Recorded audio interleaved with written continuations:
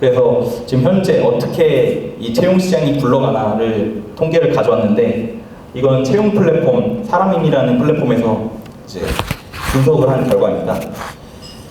근데 2023년에도 이제 100개의 일자리 중에 18개만 신입이 지원할 수 있는 그런 일자리였습니다. 나머지는 다 경력 채용 공고였고, 근데 2025년이 되니까 이 18%보다 더 낮아져서 이제는 13.9%까지 내려갔습니다. 그러니까 이제 일을 하고 싶어도 아까 말씀드린 것처럼 일자리 자체가 절대적으로 부족해졌고, 그 절대적으로 부족한 일자리 중에서도 이 청년들이 지원할 수 있는 이 신입 일자리는 14%밖에 안 된다, 그겁니다. 그리고 이게 더 심각한 건 뭐냐면은, 제가 가져온 이 통계는 이 대기업 공고가 아닙니다. 대기업 공고가 아니라 중소기업 400만 건을 분석한 결과입니다. 그러니까 대기업 공고가 정말 그냥 뭐 눈을 낮추라는 말씀, 옛날에 이제 청년들한테 이렇게 많이 말씀들 하셨었습니다. 근데 이 공고는 중소기업 채용 공고조차도 지금 신입을 안 뽑는 그런 현실이 됐다, 이걸 보여드리려고 가져왔는데, 이 중소기업에서도 뽑아주지 않는데 눈을 낮추고 싶어도 낮출 수가 없습니다. 이제. 그런 채용 시장이 됐다 말씀드리고 싶습니다. 이렇게 암울한 현실이 있다 보니, 이렇게 현실이 암울해지다 보니까 이 쉬었음 청년, 그러니까 구직 단령 청년이 과거에 비해 급증하고 있습니다. 일단 이건 경총에서 이제 나온 통계인데, 일단 지금 2004년 지금으로부터 약 20년 전에 이제 25세에서 29세였던 75에서 79년생 중에는 8.4만 명의 쉬었음 청년이 있었습니다. 근데 20년이 지나니까 이제는 21.7만 명으로 20년 만에 2.6배나 되는 쉬었음 청년이 늘어났습니다. 앞에서 보여드린 것처럼 일자리가 자체가 없고, 그리고 또 그나마 있는 일자리도 경력직만 찾다 보니까 이렇게 청년들이 더 노력을 해도 이 바뀔 수 없는 현실이기 때문에 노력이 아니라 포기라는 걸 선택을 하게 된 게 아닌가, 저는 그렇게 생각을 합니다. 그래서 지금 이러한 앞에 보여드린 이런 통계들을 보면은 이제 노력만으로 되는 게 아니라, 노력을 당연히 해야 되지만 노력을 해도 들어갈 수 있는 이런 자리 자체가 없다. 그러니까 이 특정 이런 노력을 안 한 그런 청년들만의 문제가 아니라 2030 세대 전체가 겪는 그런 구조적 문제라고 할 수 있겠습니다. 앞에서 이제 청년 일자리가 없다, 씨가 만났다, 그리고 뭐 눈을 낮추려도 낮출 수가 없다, 저는 그런 현실을 말씀을 드렸습니다.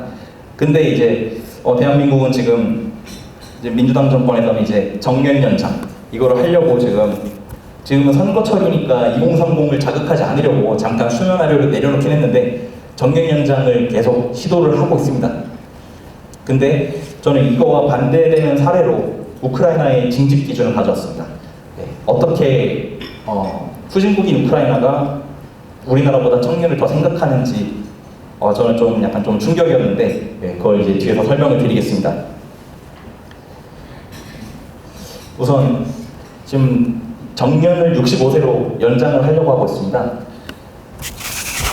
그렇다 보니까 이걸 가지고 이제 경종에서 전문가들한테 설문조사를 했는데, 전문가 중에 60%가 법정 정년 연장하면 청년일자리 줄어든다, 이미 없는데 더 줄어든다, 그렇게 얘기를 했습니다.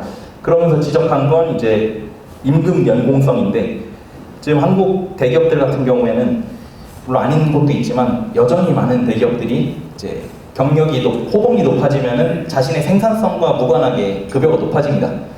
그런 구조에서 정년 연장을 하면은 당연히 60세보다 65세의 호봉이 더 높을 거니까 당연히 연봉이 더 늘어날 거고, 그거는 기업들의 인건비 부담으로 인건비 부담으로 돌아올 것입니다. 그러면은 특히 한국 같은 경우에 이 해고가 거의 정말 뭐 횡령 정도 하지 않는 한 불가능하고, 능력 부족으로 해고하는 건 한국 사회에서 거의 불가능합니다. 제가 회사에서 지금 인사업무를 하면서 느끼는 건데, 뭐 근무 시간에 유튜브를 봐도 뭐라고 못합니다. 뭐라고 했다가 잘못하면은 뭐 직장 내 괴롭힙니다, 뭐다 이렇게 되기도 하고, 그리고 당신 왜 일 열심히 안 하냐, 그러면은 당신이 뭔데, 이런 얘기도 제 윗분들이 들었다고 했습니다. 그래서 요즘 부장님들이 부장을 안 하려는 사람들도 굉장히 많습니다. 저기 자기가 컨트롤할 수 없는 그런 사람이 자기 부서에 올 게 두려워가지고. 그래서 우선 지금 이런 한국의 임금 연공성을 유지한 채로 정년 연장을 하게 되면은 당연히 채용여력이 줄어듭니다. 기업들이 못 자르는데 인건비 지출 늘으면은 당연히 만만한 이제 신규 채용 줄일 수밖에 없습니다.